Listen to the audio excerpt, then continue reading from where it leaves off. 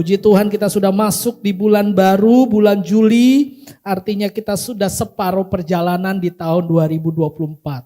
Mungkin sebagian dari kita ada yang merasa tahun ini adalah tahun sukacita, tahun kemenangan. Tapi gak sedikit juga yang berpikir bahwa tahun ini adalah tahun pergumulan. Ya, saudara boleh angkat tangan tapi dalam hati aja. Siapa yang merasa tahun ini tuh tahun berkat?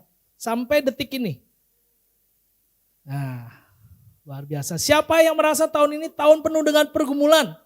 Boleh angkat kaki dari gereja ini. Enggak saudara. Enggak, gereja bukan kapal pesiar saudara. Gereja bukan tempat di mana semua orang cuma happy-happy doang. Enggak. Gereja tempat di mana kita orang-orang susah, orang-orang yang mohon maaf saudara, orang-orang yang mungkin enggak benar di kehidupan kita, enggak benar di dunia ini. Tapi kita sama-sama mau diperbaiki di gereja. Amin. Jadi gereja ini terbuka buat semua orang. Siapapun saudara, terbuka saudara. Nah masalahnya gak banyak orang mau diam di gereja sehingga dia gak terima pengajaran yang benar. Kalau kira ditegur dikit, dia keluar. Disinggung dikit, dia keluar saudara. Makanya saya sudah minta sama Asyar khusus minggu ini, tolong Asyar kunci pintu belakang supaya ketika saya lagi ngomong, saudara gak bisa kabur kemana-mana. Boleh saudara? Boleh. Ya hari ini saya mau bawa satu tema saudara tentang ini saudara. Kita baca sama-sama temanya apa saudara? Kesendirian. Siapa yang merasa akhir-akhir ini sendiri? Aduh saya capek nih. Sebagai suami mungkin merasa, saya doang yang urusin keluarga ini. Kamu gak bantu saya. Mungkin suami ngomong sama istrinya. Atau sebaliknya, istri juga. Kopi udah saya bikinin, cuci gelas aja gak mau. Itu saya saudara. Kopi udah dibikinin istri, cuci gelas sendiri gak mau saudara. Ada yang mungkin istri ngerasa, saya juga sendirian, ngurus anak-anak, masih kecil-kecil. Apalagi sekarang lagi zamannya musimnya apa saudara? Penerimaan siswa baru. Siapa yang pantengin? Saya dengar dari beberapa jemaat nih saudara ya. Saya dengar saudara, yang pantengin katanya di urutan dari urutan 44. Ini takutnya bisa kelempar lagi nih. Yang pantengin siapa? Mamanya. Bapaknya kemana? Gak tahu kemana. Tapi gak ada di sini kayaknya orangnya. Gak ada yang ngaku saudara. Tiba-tiba kalau deg-degan, wah Pak udah tinggal satu lagi nih Pak. Kalau enggak saya kepental Pak kursinya. Katanya kan mau masuk sekolah negeri gitu ya saudara ya. Harus ada nomor saudara. Jadi ada kuota saudara. Telepon, Pak tolong doain saya Pak. Doain kami Pak. Karena begini. Terus saya bilang, Ibu bisa doa sendiri. Ibu punya imam di dalam keluarga. Siapa Pak? Suami Bu. Iya Pak suami gak bisa apa-apa. Panjang lebar. Atau sebaliknya. Suami juga ngeluhnya gitu. Pak istri begini. Giliran tanya ke orang tua ngeluh tentang suami atau istri, anak ngeluh sama siapa? Sama orang tua ngeluh sama anak, semuanya pokoknya ngeluh. Nah akhirnya saudara, yang orang-orang kayak gini merasa sendiri, merasa sepi. Padahal lengkap, padahal rame. Padahal kalau makan tuh, kalau ketawa-ketawa, waduh. Saudara tahu gak kenapa sekarang TikTok itu jadi terkenal saudara?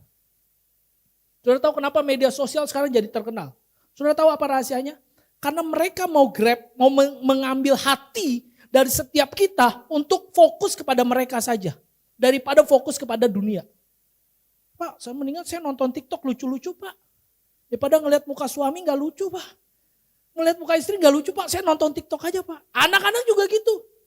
Daripada dengerin papa mama saya mendingan nonton TikTok Pak. Joget-joget sendiri. Pernah satu waktu ada anak muda saudara, di sini saudara, dia lagi live Instagram. Dia nggak tahu saya juga main Instagram. Dia lagi live, saya masuk, terus ke gap saudara, ketahuan saudara, dia lagi joget-joget, tiba-tiba langsung live end. Yang ngerasa ketawa. Saudara, kenapa? Tapi itu gak bisa dipungkiri. Dunia ini akan menawarkan bagaimana supaya saudara dengan kesendirian saudara merasa baik-baik saja. Nah ini problem nih. Anak-anak muda dengar baik-baik. Kalau kamu merasa bisa hidup tanpa orang tua, itu problem. Suami dengar baik-baik. Kalau kamu merasa bisa hidup tanpa istri, itu problem. Istri dengar baik-baik. Kalau kamu merasa bisa hidup tanpa suami, mungkin baik. Gak problem saudara. Problem. Tapi dunia menawarkan semuanya bisa digantikan dengan apa? Media sosial. Jujur, siapa yang lebih suka ngomong, melihat Instagram, handphonenya daripada ngobrol sama pasangan hidupnya? Yang belum punya pasangan hidup jangan angkat tangan. Kenapa harus angkat tangan? Kan belum punya memang. Ini buat yang punya doang. Atau yang anak-anak muda. Siapa yang lebih suka main game online daripada ngobrol sama papi maminya? Baru angkat tangan. Takut. Ini terjadi saudara. Fenomena saudara. Ini saya nggak ngomongin saudara doang. Saya juga begitu. Anak saya ini lagi suka banget satu permainan. Inisialnya Roblox. Tapi saya bilang sama dia, kasih kalau kamu main Roblox, ingat kamu tetap harus menginjili. Saudara tahu Roblox itu permainan, ada di sini anak-anaknya main Roblox? Yang terlalu banyak saudara bisa goblox. Roblox itu sekali main saudara, maka 70 juta orang di seluruh dunia ikut main. Mohon maaf saudara, di situ ada orang yang niatnya nggak cuma main. Ada yang niatnya ngejahatin orang, ada yang niatnya ambil foto anak-anak lalu dijual. Jahat saudara, dunia ini jahat. Makanya saya bilang sama kasih. Saya udah setting saudara di Robloxnya dia sedemikian rupa supaya dia gak bisa aneh-aneh dan orang gak bisa aneh-aneh sama dia. Dia punya satu teman, dia bilang gini, Pak saya main Roblox cuma satu maksudnya. Kenapa kasih? Saya mau temenin ada satu teman saya di Menora Stars yang dia juga ikut main Roblox. Cuma itu. Saya bilang oke. Jadi mereka main dua-duaan aja tuh. Kita janjian dulu ke gereja, ya besok kita ke Merosar ya gini. Saya bilang kalau itu boleh. Pokoknya tujuannya kalau kamu main game online tapi tujuannya penginjilan silakan. Siapa tahu ada yang dia baptis. Ya saudara ini dunia. Makanya Alkitab harus bisa memberi jawab terhadap ini. Bagaimana orang-orang Kristen yang sedang mengalami kesendirian hari ini? Kalau tidak dunia akan ambil. Dunia akan rebut kita saudara. Dan kita tahu-tahu udah jauh dari Tuhan. Coba lihat saudara. Faktanya saudara. Faktanya ini gak bisa nih saudara. Tolong diklik ya. Ya klik aja gak apa-apa. Ya faktanya saudara. Kesendirian bisa terjadi pada siapa saja dan kapan saja. Saudara bisa tulis itu. Di handout saudara. Kalau saudara gak punya bolpen, angkat tangan saudara. Nanti Asyar akan kasih bolpen. Ya boleh. Silakan tolong Asyar ada di sebelah kanan. Saya ada. Yang belum punya bolpen, saudara isi. Di situ ada yang kosong, di handout saudara isi dengan tulisan warna kuning. Kesendirian bisa terjadi pada siapa saja dan kapan saja. Ya diklik lagi tolong. Gak apa-apa klik aja semua deh. Ya. Yang belum dibaca jangan diklik. Ya, oke. Daud pun pernah mengalami kesendirian. Ini fakta saudara. Daud siapa? Raja. Dia punya istri banyak. Ya. Saat itu memang diperbolehkan saudara. Istri banyak, sekarang jangan coba-coba nambahin istri saudara. Satu aja gak habis-habis, betul? Betul. Jangan saudara. Istri banyak, kekayaan berlimpah, kedudukan punya. Tapi Daud pun mengalami kesendirian. Jadi orang yang sendiri belum tentu orang susah. Orang sendiri belum tentu orang yang, mohon maaf, orang yang bodoh. Orang yang mengalami kesendirian belum tentu orang yang terbuang. Belum. Banyak orang kaya, banyak orang punya kedudukan juga mengalami yang namanya kesendirian. Banyak saudara. Dalam home gabungan waktu itu, Brother Yohanes pernah sampaikan sebuah fakta saudara. Ada seorang atlet MMA. Dia baru menang kejuaraan, baru menang tanding. Berapa hari kemudian bunuh diri saudara. Saudara bisa cari di situ. Saya nikah sama orang Karo, saya dikasih marga, jadi ginting. Dan yang bunuh diri ini orang Karo juga saudara. Saudara cek nanti di Google. Kurang apa? Tenar, sehat, bunuh diri matinya. Katanya gara-gara wanita saudara. Jadi gak jaminan anak-anak muda. Jangan pikir saya mau kaya supaya saya terkenal. Saya mau terkenal supaya saya senang. Belum tentu, dengar baik-baik. Belum tentu. Senang, populer, terkenal itu bukan jaminan kau akan damai. Enggak. Bisa aja kesendirian saudara. Daud mengalami ini. Coba lihat saudara konteksnya. Klik aja semua. Gak apa-apa semua ya. Terus. Ya oke. Mazmur 55 ayat 1. Saudara baca. Nyanyian pengajaran Daud. Nyanyian pengajaran Daud. Di tengah-tengah kesendirian ini Daud mau ngajarin sama kita. Supaya kita tahu apa sih penyebabnya. Kenapa dalam hidup ini kita ngerasa sendirian? Dan bagaimana kita bisa menghadapi yang namanya kesendirian itu? Sekali lagi tadi saya bilang konteksnya bahwa orang yang punya keluarga, suami, istri dan anak-anak lengkap, hidup berkecukupan belum tentu tidak mengalami kesendirian, belum tentu. Nah kalau yang begitu saja masih bisa mengalami kesendirian, apalagi kita yang kekurangan, kan gitu. Jadi kita nggak bisa saling iri Bapak Ibu Saudara. Oh jelas aja dia senang, jelas aja dia damai, dia banyak duit, belum tentu. Banyak orang yang punya banyak uang pun ngelihat kita yang kayaknya hidupnya biasa aja, tapi kok happy ya. Saya kaget saudara, satu waktu kami pulang di lampu merah sini saudara, dekat BSD sini, dekat Polsek. Mau arah ke nyebrang ke Ayon saudara. Saya lihat hujan-hujan saudara, ada anak kecil, dia pegang tisu duduk di bawah. Saya udah kelihatan nama Yosi kan, Yosi udah biasa kita tahu gitu, kalau gitu udah kasih aja, kamu kasih berapa? Saudara tahulah saya tuh bukan orang yang kaya banget gitu saudara. Ya kaya, tapi kaya di bawah lagi dulu saudara. Jadi biasa aja saudara. Cuma kalau kami ngasih, kami belajar saudara, udah rogo aja di dompet ada berapa, kasih. Ntar minta kembalian baru kalau kebanyakan. Enggak saudara, kasih aja langsung. Kasih, saya kaget saudara. Anak itu langsung ambil uangnya, tapi tisunya saya maksudnya gini, udah, nah ini buat kamu, tisunya kamu juga, kamu bisa jual lagi ke orang lain. Enggak saudara, dia kasih tisunya ke saya, dia lempar ke mobil. Saya ngomong sama Yosi, kok bisa ya anak gitu ya? Kan harusnya dia bisa dapat lebih untung ya. Anak sekecil itu saudara, anak mohon maaf berkekurangan seperti itu. Tapi dia tahu yang namanya integritas saudara. Dia gak mau mengemis. Orang kasih dia tetap jual tisu itu, meskipun ya pasti untungnya lebih banyak karena saya kasih lumayan saudara. Tapi dia tetap lemparin tisunya ke saya.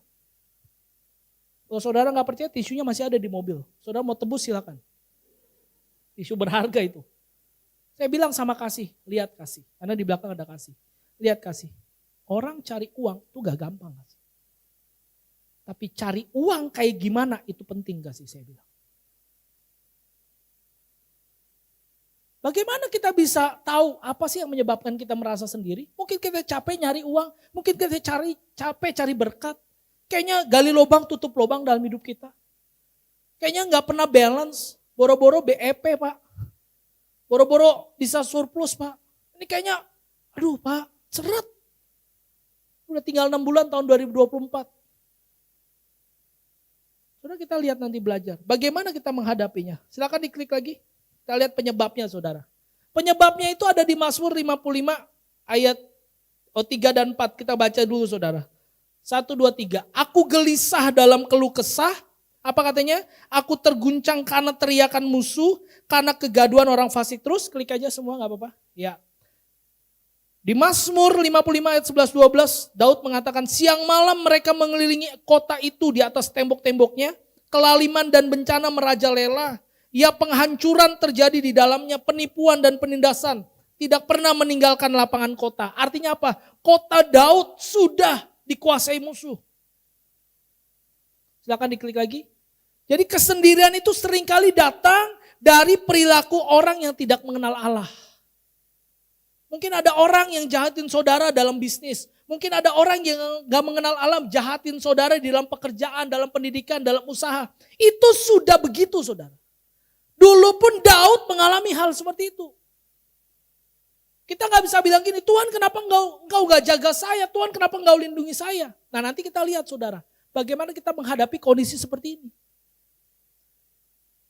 Jadi kalau orang gak mengenal Allah, ya saudara harus terima. Memang musuh kita, iblis itu memakai orang-orang yang tidak mengenal Allah untuk apa? Untuk mencobai kita. Untuk musuhin kita, untuk jahatin kita, untuk curangi kita. Ada ibu yang cerita sama saya. Pak harusnya anak saya masuk Pak. Saya tahu kok dia siapa itu. Tiba-tiba dia bisa salib Pak anak saya. Ini konteks yang tadi saudara yang penerimaan siswa baru saudara. Saya tahu kok dia itu siapa. Nilainya gak bagus kok. Nilainya gak lebih bagus dari anak saya Pak. Saya bilang sama ibu itu, Bu memang itu faktanya. Saya pun dulu ngalami kayak gitu saudara. Bagaimana orang yang benci Tuhan, ngelihat kita orang Kristen, ngelihat kita orang percaya, itu kayak musuh saudara. Mohon maaf saudara, mungkin tetangga, kita cuma nyapu saudara. Taruh di klaster kami tuh, di rumah kami. Saya juga bingung, kenapa bisa klaster begitu, IPL-nya cukup mahal menurut kami, IPL-nya cukup mahal, iuran pemeliharaan lingkungan cukup mahal. Tapi sediain tempat sampahnya tuh kecil banget saudara. Udah tahu kami bertiga tuh cukup besar saudara. Jadi ketika kami buang sampah, otomatis sampahnya jatuh dong. Dan sebelah tembok tetangga kami tuh nempel saudara. Jadi kalau sampahnya ketiup angin atau kayak kemarin hujan keras gitu saudara, maka bukan kami yang pindahin sampah kami ke tetangga. Dia pindah dengan sendirinya. Tiba-tiba itu sampah, saya lihat memang. Tapi kan kalau saya mau ambil, itu hujan saudara. Udahlah saya biarin, nanti pasti saya rapihin saudara. Tiba-tiba itu sampah bisa ada di depan pintu. Saya bilang angin dari sana kencang, dari sana lebih kencang. Berarti kan ada yang mindahin saudara. Pak minta tolong pak. Saya bilang sama truk sampah yang ambil, tolong aja diambil langsung. Ya tapi bapak gak bisa buang. Karena kami lagi beres-beres rumah saudara, lagi ngosongin rumah. Mau direnov saudara. Jadi di luar, Pak ini kan bukan sampah rumah tangga. Ya karena kami memang buang berapa barang. Tapi orang-orang gitu saudara, aduh. Dia tahu kita Kristen, dia tahu kita hamba Tuhan. Dimusuhin saudara. Ya gak usah kesel. Emang begini faktanya. Terus saudara. Yang kedua penyebabnya. Mazmur 55 ayat 13 sampai 15. Sekiranya musuh yang mencela aku masih dapat menanggungnya. Nah lihat saudara ya. Kalau orang yang tidak mengenal Allah, yang membuat kita merasa kesendirian, yang mengecilkan kita, yang membenci kita. Kata Daud gini, aku dapat menanggungnya.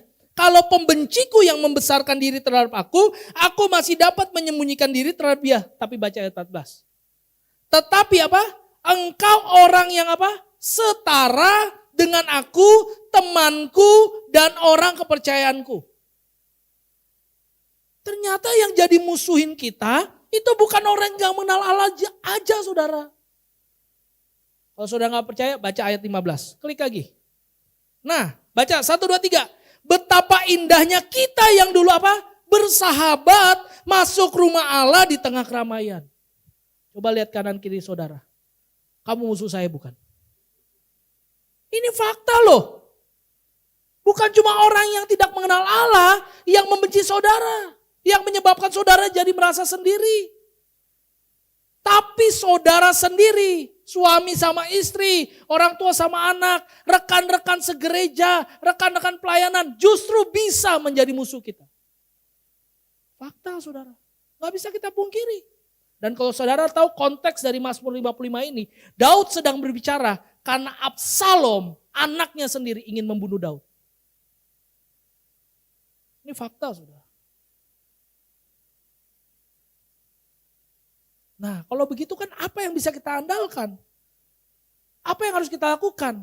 Orang yang gak mengenal Allah benci kita. Orang yang sahabat kita kata Daud sama-sama masuk di rumah Allah. Di tengah keramaian kayak gini bisa jadi musuhin kita. Malah mohon maaf saudara. Makanya kalau curhat sama gembala itu hati-hati saudara. Kadang-kadang bisa dipakai sebagai ilustrasi khotbah. Tapi kan saya gak sebut namanya dong. Cuma yang curhat pasti, oh itu saya tuh diomongin. Pak, saya pikir Pak, gereja MCC BSC paling bagus Pak. Ternyata Pak, disebutin namanya. Mau si ini begini, si ini begini, si ini begini, si ini. Sampai anak cucunya juga disebutin si ini. Fakta saudara. Nah kalau begini gimana? Coba klik lagi. Kesendirian juga datang dari apa? Perilaku orang yang mengaku mengenal Allah. Sebab orang yang sungguh-sungguh mengenal Allah gak bakal begitu saudara. Gak bakal. Kalau kita sungguh-sungguh mengenal Allah kita gak mungkin benci. Orang Tuhan suruh kita mengasihi musuh kita kok. Bagaimana kita bisa membenci sahabat kita. Bagaimana kita bisa membenci anggota keluarga kita. Kalau sungguh-sungguh mengenal Allah kita gak mungkin membenci. Tapi ada orang yang ngaku-ngaku. Aku kenal Allah, aku rajin pelayanan. Tapi kerjanya apa? Gibahin orang. Kerjanya apa? Ngomongin orang. Kanan kiri sikut orang. Ada gak? Ada. Banyak gak? Banyak. Di MCC BSD ada gak? Nggak tahu. Nggak tahu saudara. Lalu bagaimana kita bisa menghadapi ini? Ayo kita belajar saudara. Bagaimana kita bisa menghadapi kesendirian? Yang pertama, silakan diklik. Berharap. Berharap apa? Baca Mazmur 55 ayat 2 dan 3. Diklik aja semua. Ya, klik lagi. Yes. Baca 1, 2, 3. Pasanglah telinga ya Allah kepada doaku. Janganlah bersembunyi terhadap permohonanku. Perhatikanlah aku dan jawablah aku. Saudara, di sini Daud mengajarkan kepada kita sebuah proses berharap yang sesungguhnya. Berharap bukan kepada manusia, tapi berharap kepada Tuhan. Sebab Daud yang mengalami kesendirian, dia berkata juga dalam Mazmurnya, apa saudara? Sekalipun ayah dan ibuku meninggalkan aku, namun Tuhan menyambut aku. Kita tahu semua cerita Daud, ketika Daud dipilih pun, bapaknya Daud, siapa namanya saudara? Siapa saudara? Isai. Isai bilang apa? Sudah semua kata Samuel, sudah pak, sudah semua. Laki-laki yang gagah-gagah anak-anaknya Isai, udah semua pak. Yakin? Yakin pak. Ini Tuhan belum mau ngurapi loh salah satu dari mereka. Tunggu pak, ada satu lagi. Di mana? Di padang, lagi mengembalakan kambing dan domba. Coba panggil. Baru ketika Daud masuk yang mukanya kemerah-merahan. Kata Tuhan, Samuel urapi dia sebab dia yang kupilih. Ayahnya pun tidak mengakui adanya Daud. Anak-anak muda mungkin kau jadi anak yang gak diakuin sama papa mamamu. Anak nomor 1 pintar. Anak nomor 2 sukses. Anak nomor 3 gak tahu mau jadi apa.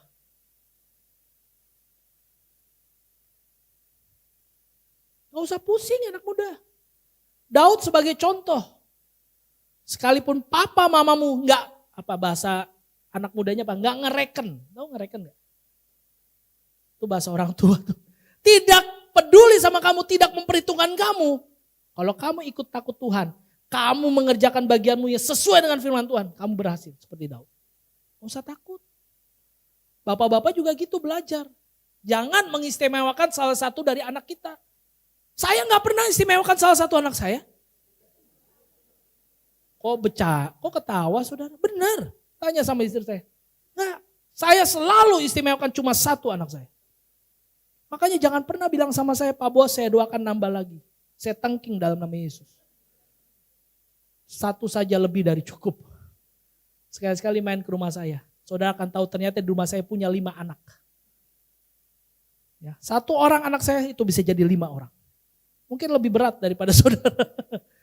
Ya saudara ya, perhatikan baik-baik. Daud begini. Makanya Daud bilang berharaplah kepada Tuhan. Pasanglah telinga ya Allah kepada doaku. Janganlah bersembunyi terhadap permohonanku. Perhatikanlah aku dan jawablah aku. Ayat 6 sampai ayat 10 saudara lihat. Iya, oke. Ya, stop. Aku takut dan gemetar. Daud ngomong dengan perasaan takut dan gemetar. Lalu apa? Rasa seram katanya meliputi aku. Saking dia merasa sendiri karena banyak musuh. Bukan hanya orang yang gak mengenal Allah. Yang ingin menjatuhkan kedudukannya sebagai raja. Banyak bangsa-bangsa yang ingin menjatuhkan dia. Tapi banyak orang di dekatnya termasuk anaknya sendiri ingin bunuh dia.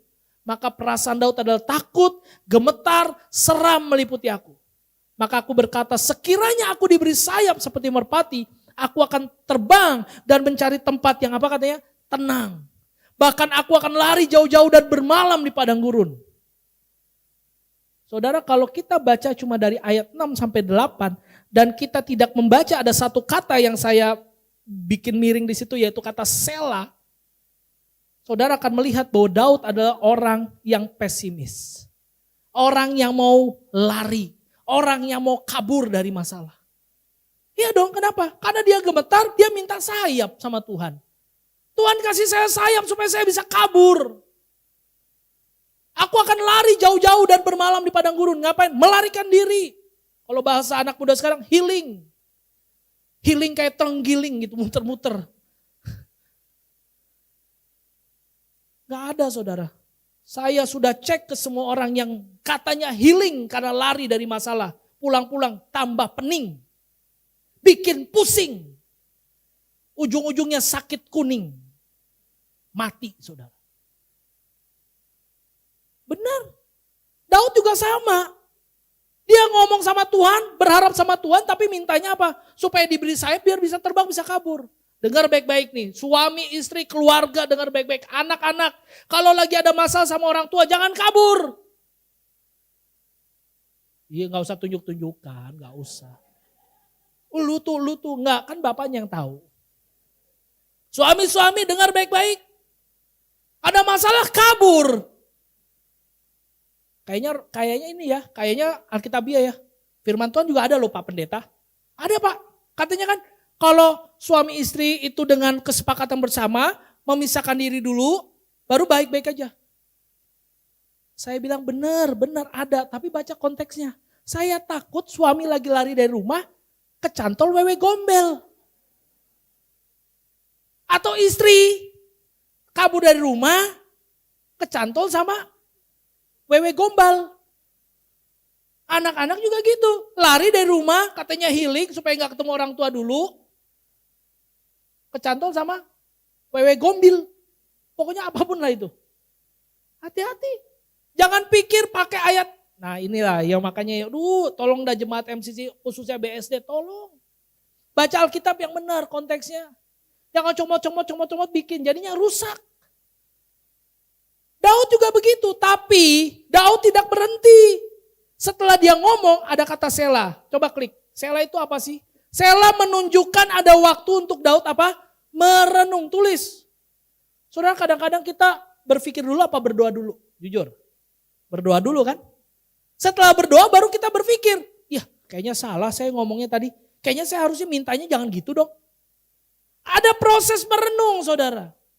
Makanya setelah Daud merenung, perhatikan prosesnya. Klik lagi. Terus gak apa-apa. Terus.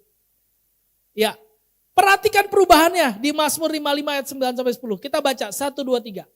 Aku akan segera apa? Tempat perlindungan terhadap apa? Dan badai. Ayat 10. Belahlah lidah mereka dan kacaukanlah mereka. Ya siapa? Tuhan. Ternyata ketika Daud sampaikan ini, dia merenung, ujung-ujungnya dia kembalikan lagi kepada Tuhan. Kalau saudara lari dari rumah, pisah dulu sementara suami atau istri, diperbolehkan asal dua-duanya sepakat dan merenung. Bisa nggak? Bisa Pak, Bu, bisa. Tapi saran saya, ngomong sama anggota home-nya. Supaya anggota home-nya tahu, kalaupun ada masalah rumah tangga. Bukan buat apa-apa, bukan buat bongkar aib, bukan. Tapi supaya kita punya komunitas yang saling menjaga. Anak-anak juga begitu, karena ada ketua youth-nya. Datang sama kakak-kakaknya. Kak, aku punya rencana. Papaku nyebelin banget, aku mau keluar dari rumah. Bisa gak kakak gantiin papaku? Bayarin uang sekolah. Pasti kakak-kakaknya bilang gak bisa, balik lagi. Gak bisa dong, sama dengan ini. Pengharapannya Daud mengubah pelariannya Daud. Kita bukan lari dari masalah saudara. Kita berharap sama Tuhan supaya Tuhan yang menyelesaikan. Dengan apa? Dengan caranya Tuhan, bukan dengan cara kita. Makanya ada masalah jawabannya cuma Yesus. Masalah apapun jawabannya Yesus. Kalau saudara merasa nggak ada jawaban oleh Tuhan Yesus, nggak ada jawaban di Alkitab, saudara belum sungguh-sungguh baca Alkitab. Kalau sungguh-sungguh baca Alkitab, pasti ada jawabannya. Sudah. Klik berikutnya.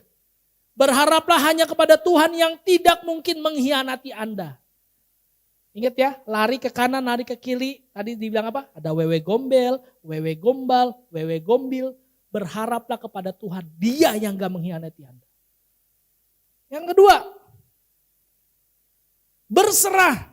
Tadi berharap, sekarang berserah. Nah saudara nanya, kayaknya bodoh Pak, kayaknya sama Pak. Berharap sama berserah, dengar baik-baik. Berharap itu bicara tentang masa depan.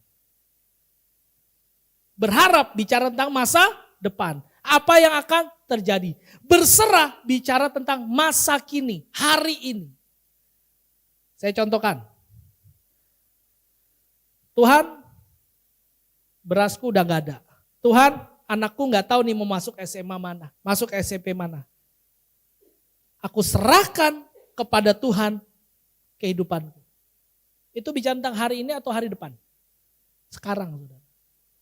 Kalau berharap gini, Tuhan, aku pengen rumahku direnovasi tingkat 3. Yang paling atas aku jadiin gereja. Itu harapan. Tuhan, aku pengen nanti anakku kalau udah besar jadi orang seperti ini. Itu harapan. Ngerti ya bedanya ya? Jadi kalau berserah hari ini, kalau berharap masa depan. Seperti si Daud. Oke, lanjut. Baca ayat 23 saudara. Serahkanlah kekhawatiranmu kepada Tuhan, maka apa? Ia akan memelihara engkau, dia tidak membiarkan orang benar goyah. Klik lagi. Saudara lihat dulu, kata serahkanlah itu dari kata Ibrani apa? Shalak. Shalak bukan buah itu salak. Ini shalak. Shalak artinya apa? Membuang. Oke, saya contohkan saudara.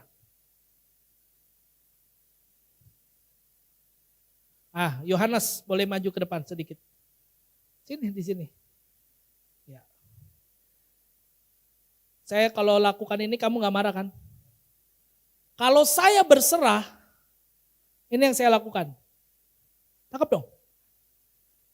Botol itu masih ada di saya gak? Itu berserah. Kalau saudara berserah sama Tuhan, saudara bilang, Tuhan aku serahkan sakit penyakitku. Tuhan aku serahkan keuanganku. Tuhan aku serahkan suami istriku, anak-anakku. Waktu saudara serahkan itu ke Tuhan, tugas dan tanggung jawab dari yang tadi saudara doakan itu ada pada siapa? Ada pada siapa? Tuhan. Maka saudara bisa mikirkan lagi enggak? Nangkep gak sih? Kayaknya muka-mukanya, Pak tunggu Pak, pelan-pelan Pak, ini cepet banget Pak. Saya ulang ya pelan-pelan. Saudara merasa kekurangan hari ini? Iya Pak. Lalu saudara berdoa sama Tuhan, Tuhan aku serahkan kehidupanku hari ini. Bagaimana anakku akan makan hari ini aku serahkan. Bagaimana aku bisa bayar sekolah aku serahkan sama Tuhan hari ini.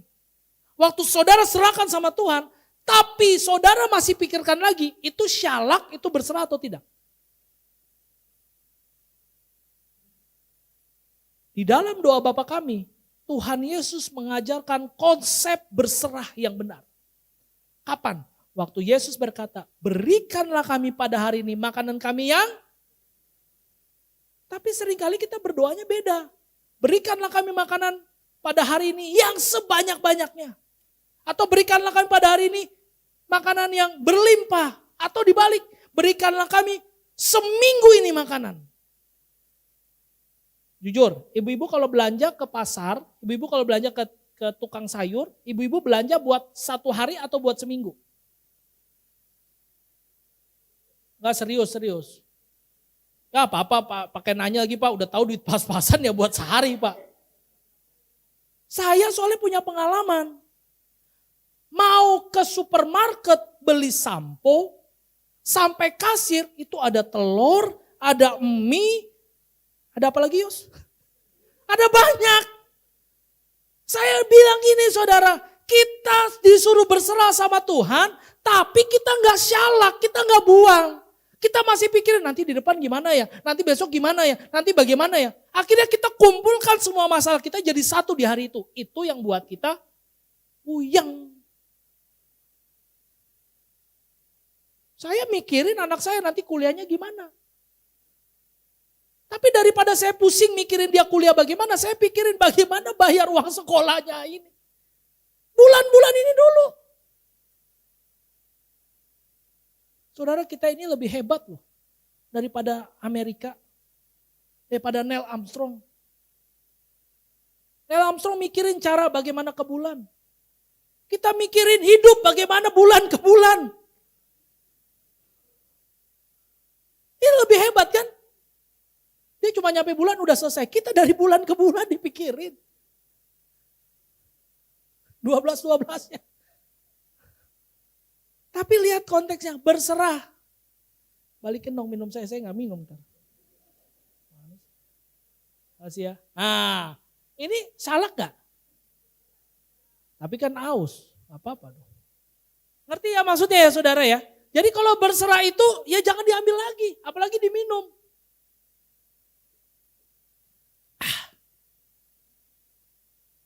Jujur aja, dalam hidup kita sebenarnya yang bikin repot hidup kita siapa? Kita sendiri kok. Firman Tuhan bilang kesusahan hari ini cukup untuk, karena besok ada kesusahan sendiri. Pak Bu jangan khawatir, Bapak besok bakal susah, jangan khawatir. Benar, makanya putuskan hari ini, Tuhan terima kasih buat kesusahan hari ini. Karena besok ada. Baca ayatnya benar-benar. Kenapa Yesus bilang kesusahan hari ini cukup hari ini? Karena Yesus bicara tentang pengharapan buat anak-anak Tuhan. Kalau saya sama kasih anak saya bilang kasih ini. Misalnya saudara 200 juta saya kasih. Ini buat kamu sekolah sampai kamu kuliah. Kira-kira jadi gak dia kuliah? Dia beli Lego. Dia beli Barbie. Baru nyampe SMA udah bilang, Pak bagi duit lagi. Gimana sih kasih? Kan Papa udah kasih buat uang kuliahmu. Udah habis Pak. Wis ente. Bahasa Ibrani itu. Kenapa bisa habis? Karena dia jadi gak tahu diri.